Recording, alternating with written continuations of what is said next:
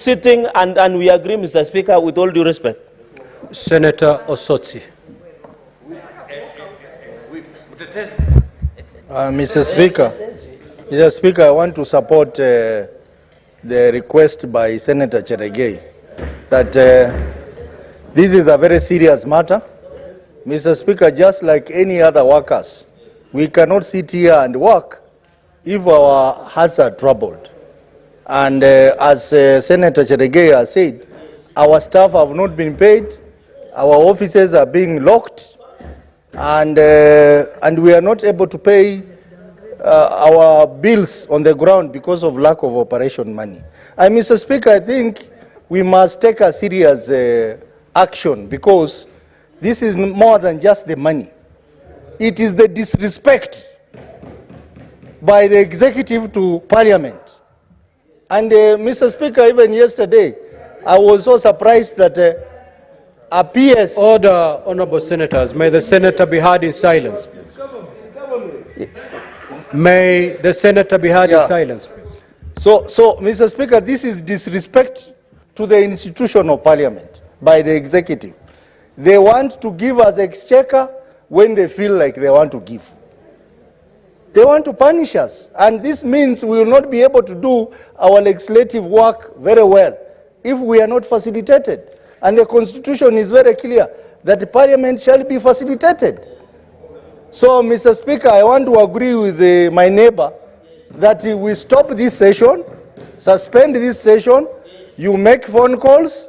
I know the Speaker of the National Assembly did the same, and we have answers before we continue transacting this kind of disrespect to the Senate and to you, Mr. Speaker, because you are the leader of the third arm of government.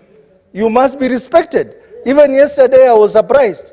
A junior principal secretary trying to undermine your office, Mr. Speaker.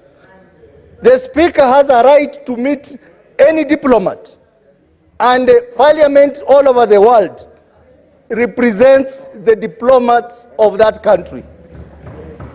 In fact, this Senate requires, we need an apology from the Principal Secretary of Foreign Relations, who made some very serious comments on our Speaker.